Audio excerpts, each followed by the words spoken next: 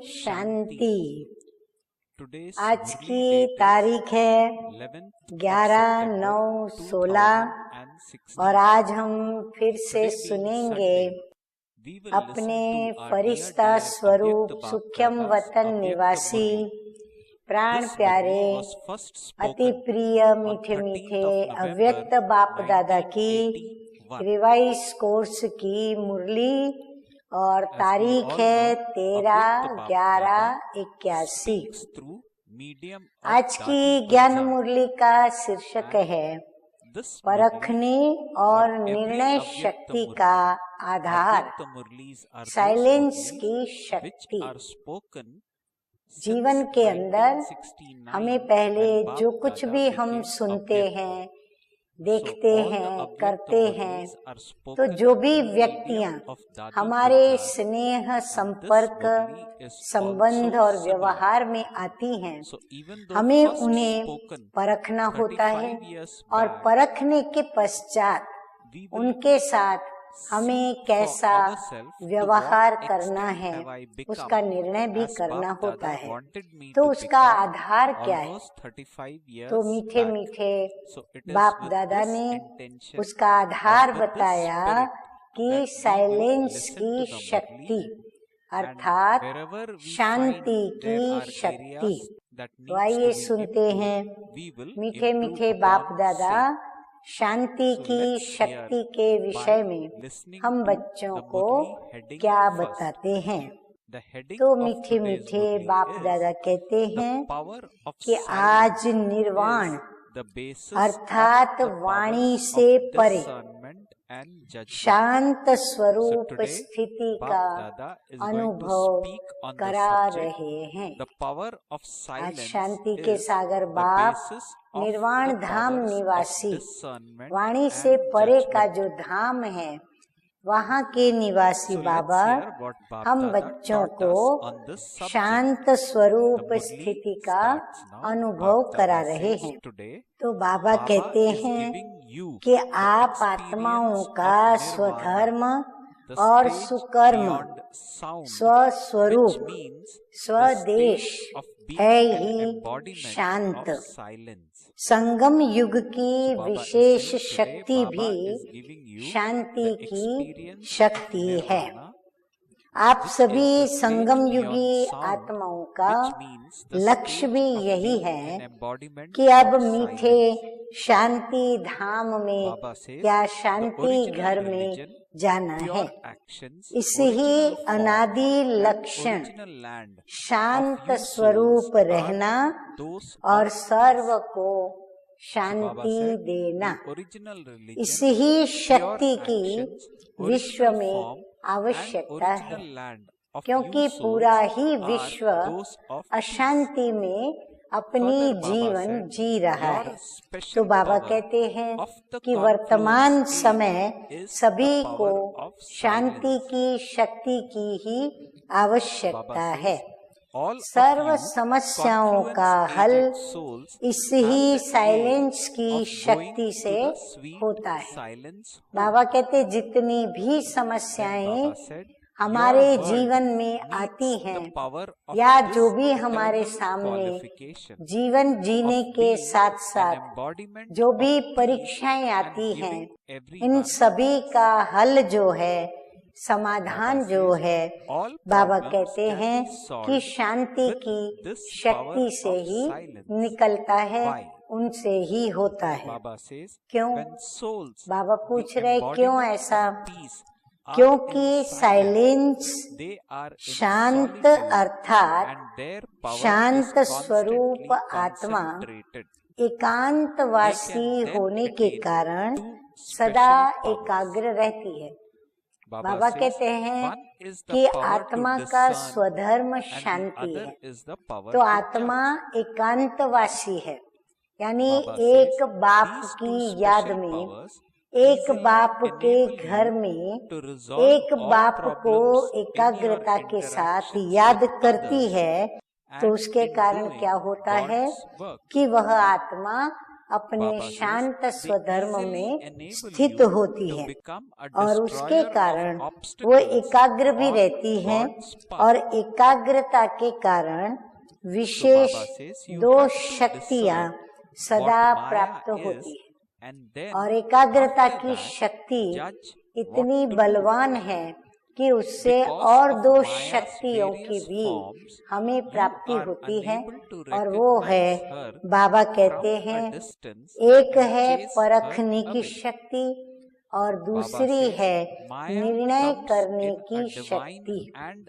मुझे कौन सा कर्म करना है, कौन सा कर्म नहीं करना है, नॉलेज तो मुझे मिल गई, लेकिन नॉलेज के साथ साथ कर्म की पहचान या परख भी होना अति आवश्यक है। जब हम कर्म को परखेंगे तभी हम निर्णय कर पाएंगे कि मुझे ये कर्म करना है या नहीं करना है, अर्थात ये कर्म श्रेष्ठ है, फलदायी है कि नहीं है। फिर हम बाद में कर्म कर सकते हैं।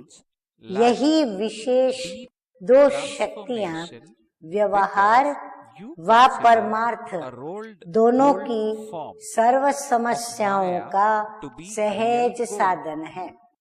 बाबा कहते चाहे व्यक्तिगत हम व्यवहार करें अपना, या फिर हम अनन्य या अन्य व्यक्तियों के साथ व्यवहार करें मन वचन कर्म से, तो हमें यह देखना पड़ता है कि इनके सामने आने वाली जो भी समस्याएं हैं उनके हल की आशा, उनके समाधान की आशा वो हमसे रखते हैं, तो हम उन्हें समाधान कैसे देंगे?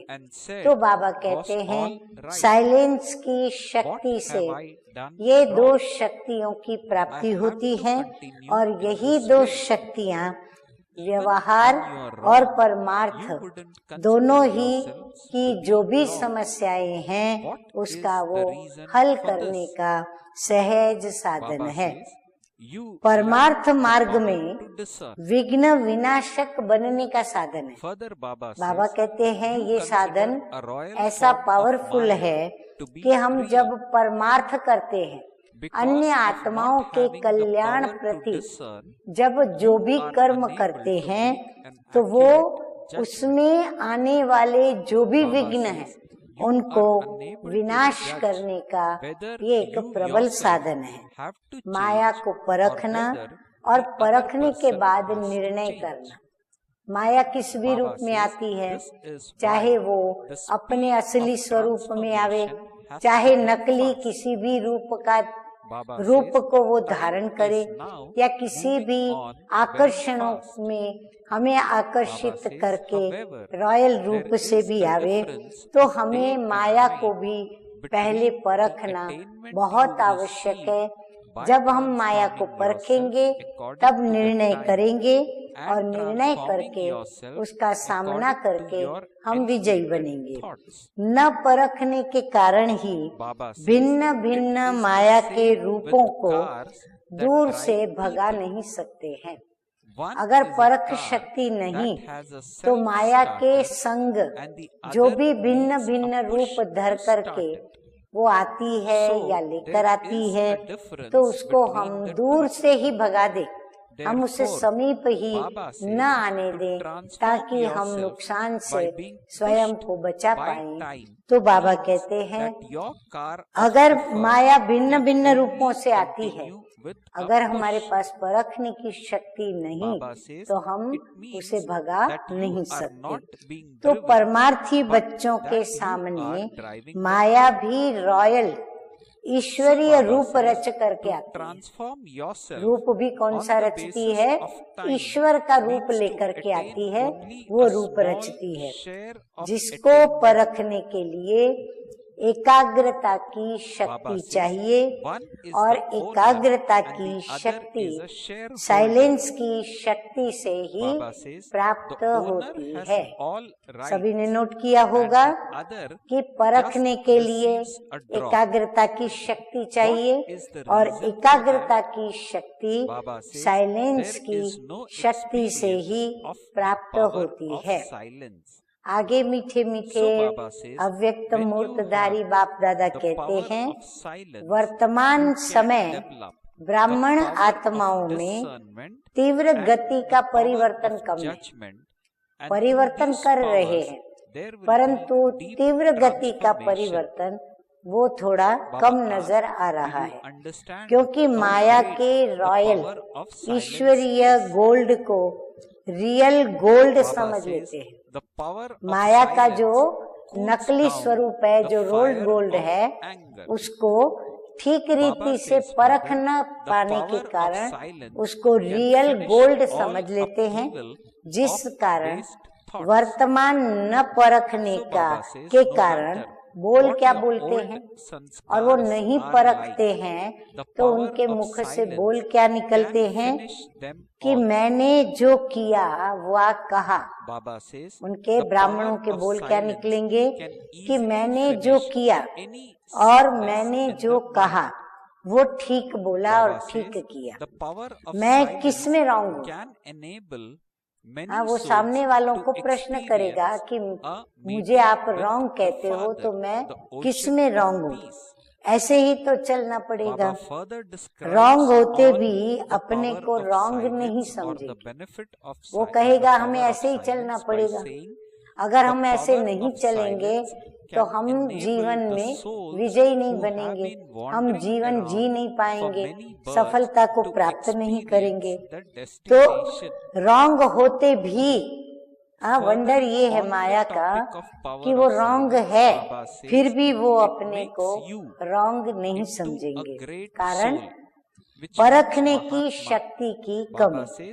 माया के रॉयल रूप को रियल समझ लेते, परखने न परखने के कारण माया के रॉयल रूप को, जो रियल रूप नहीं है परंतु टेम्पररी उसने हमारे लिए धारण किया है, तो वो परख नहीं सकते और परखने की शक्ति न होने के कारण यथार्थ निर्णय भी नहीं कर सकते।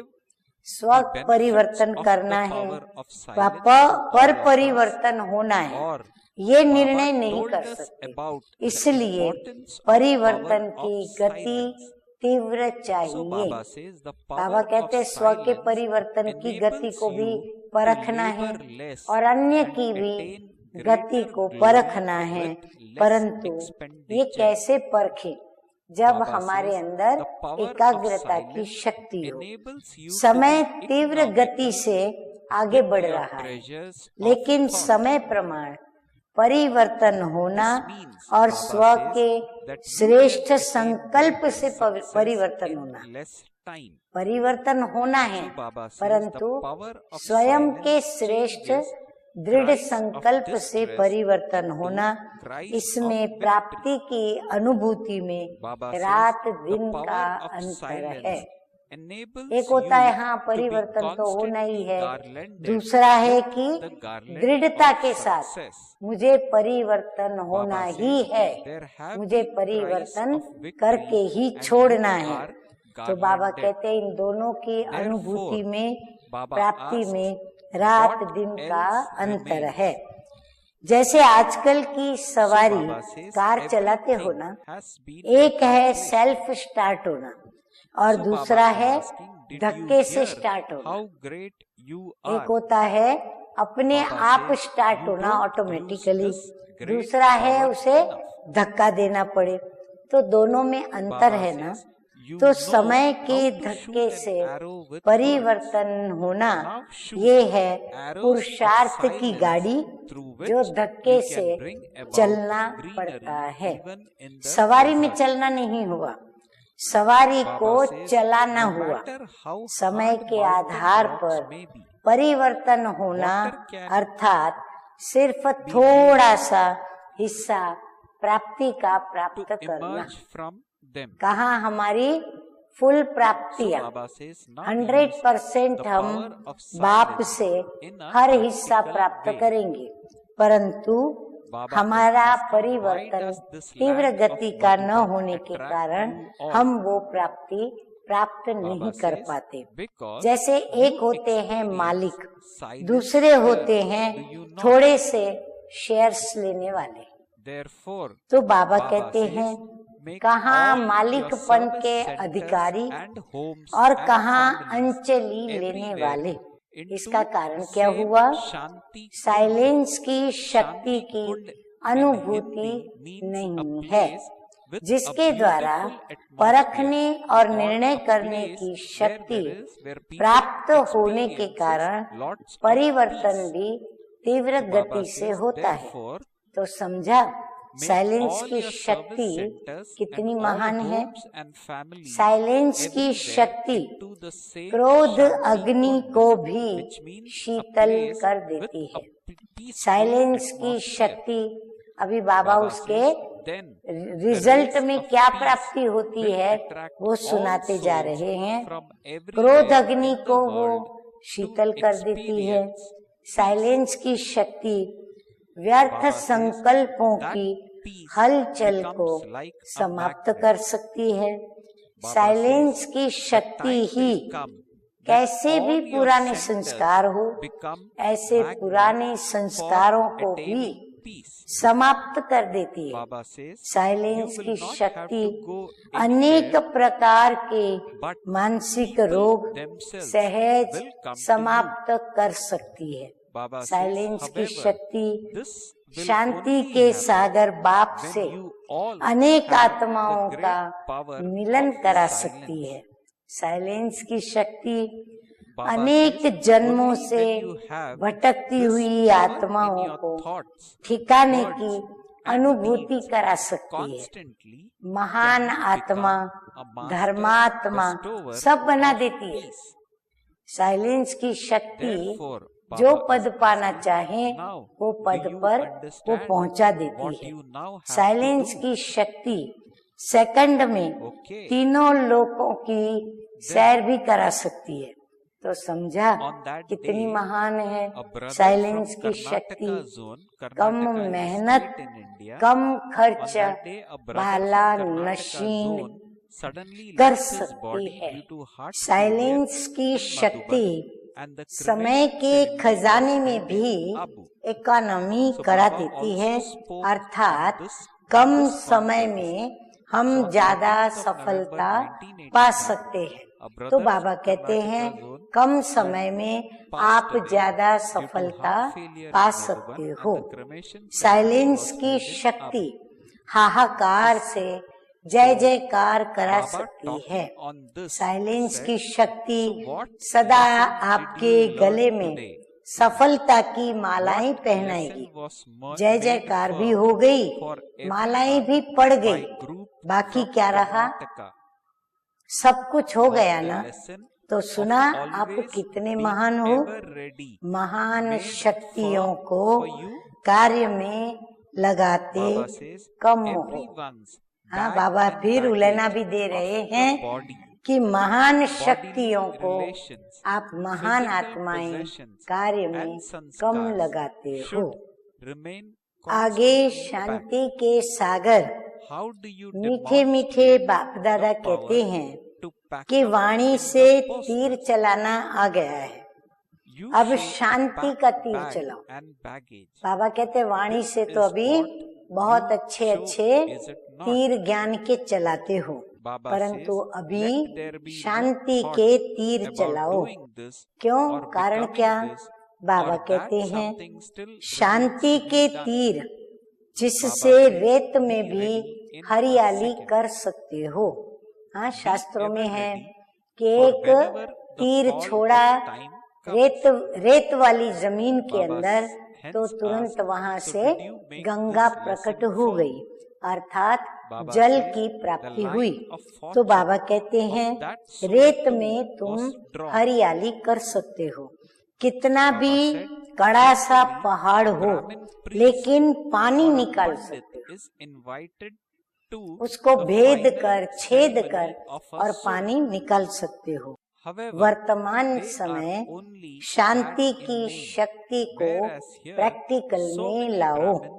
बाबा ने होमवर्क भी दे दिया कि अब क्या अभ्यास करो, रोज रोज साइलेंस की शक्ति को बाबा कहते हैं प्रैक्टिकल में लाओ।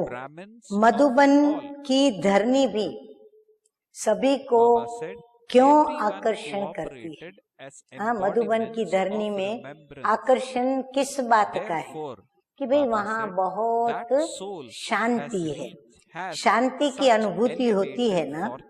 ऐसे ही चारों ओर के सेवा केंद्र और प्रवृत्ति के स्थान शांति कुंड बनाओ। हाँ, पहले जैसे बाबा पहले कहते थे घर घर को स्वर्ग बनाओ, ऐसे बाबा कहते हैं अभी अशांति बहुत है, इसीलिए आप शांति दूत, शांति के सागर बाप के बच्चे क्या करो, सेवा केंद्र और प्रवृत्ति में रहने वाले बीके जो भी हैं उनके स्थान को क्या करो, शांति कुंड बनाओ। तो चारों ओर शांति की किरणें विश्व की आत्माओं को शांति की अनुभूति की तरफ आकर्षित करेंगी, चुंबक बन जाएंगे। हाँ, सेवा केंद्र और जो भी प्रवृत्ति के स्थान हैं वो चुंबक बन जाएंगे। ऐसा समय आएगा जो आपके सर्व स्थान शांति प्राप्ति के चुंबक बन जाएंगे। कोई भी कहेगा मुझे शांति चाहिए तो उसे कौन सा अंगुली निर्देश होगा कि भाई ब्रह्मा कुमारी के पास जाओ, वहाँ आपको शांति मिलेगी। आपको नहीं जाना पड़ेगा। अभी तो हमको जाना पड़ता है हर जगह पर, परंतु बाबा कहते हैं आगे वह समय आएगा कि वो खुद आपके पास आएंगे, वो स्वयं आएंगे। लेकिन तब जब सर्व में शांति की महान शक्ति निरंतर संकल्प, बोल और कर्म में हो जाएगी, तब ही मास्टर शांति देवा बन जाएंगे। हाँ, उसके लिए पहले हमें अपने पुरुषार्थ में मेहनत करनी होगी और स्वयं के स्वधर्म, स्वकर्म, स्वदेश और हर बात में हमें क्या करना पड़ेगा, शांति की अपनी जो धारणा है वो बना के रखनी पड़ेगी। तो अभी समझा क्या करना है? तो बाप दादा याद प्यार देते हुए कहते हैं सदा अपने स्वस्वरूप, स्वधर्म, श्रेष्ठ कर्म और स्वदेश की स्मृति स्वरूप शांत मूर्त सदा शांति की शक्ति के द्वारा सर्व को शांत स्वरूप बनाने वाले शांति के सागर के शांति की लहरों में सदा लहराते हुए अनेकों प्रति धर्मात्मा और महान आत्मा बनने वाले ऐसे शांति के शक्ति स्वरूप श्रेष्ठ पुण्य आत्मा बनने वाले आत्माओं को बाप दादा का याद प्यार और नमस्ते। हम रूहानी बच्चों का रूहानी बाप दादा को याद प्यार, गुड मॉर्निंग और नमस्ते नमस्ते। अभी हम सुनेंगे मीठे मीठे बाप दादा के द्वारा वरदान की प्राप्ति। तो वरदान है ज्ञान की गुह्य बातों को सुनकर, हाँ माना गहराई की बातों को सुनकर उन्हें स्वरूप में लाने वाले ज्ञानी तू आत्मा भव, यानी धारणा में लाने वाले ज्ञानी तू आत्मा भव।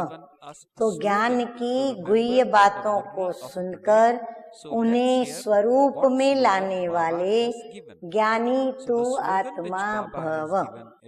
बाबा कहते हैं ज्ञानी तो आत्माएं हर बात के स्वरूप का अनुभव करती है। हाँ, तभी तो वो ज्ञानी कहलाती हैं। जैसे सुनना अच्छा लगता है, गुह्य भी लगता है, लेकिन सुनने के साथ साथ समाना अर्थात स्वरूप बनना, समाना माना धारण करना अंदर में, फिर स्वरूप बनना, इसका भी अभ्यास होना चाहिए। मैं आत्मा निराकार हूँ, ये बार बार सुनते हो, लेकिन निराकार स्थिति के अनुभवी बनकर के सुनो। जैसी पॉइंट वैसा अनुभव, इससे शुद्ध संकल्पों का खजाना जमा होता जाएगा और बुद्धि उसमें ही बिजी रहेगी, तो व्यर्थ संकल्पों से सहज किनारा हो जाएगा। अच्छा स्लोगन है आज का, नॉलेज एवं अनुभव की डबल अथॉरिटी वाले ही मस्त फकीर रमता योगी हैं। हाँ, नॉलेज एवं अनुभव की डबल अथॉरिटी वाले, ज्ञानी भी पूरे हो और अनुभवी भी हर प्रकार से हो, ऐसे बच्चे बाबा के मस्त फकीर और रमता योगी की तरह अपनी बेफिक्र बादशाही की जीवन व्यतीत करते हैं। अच्छा, ओम शांति।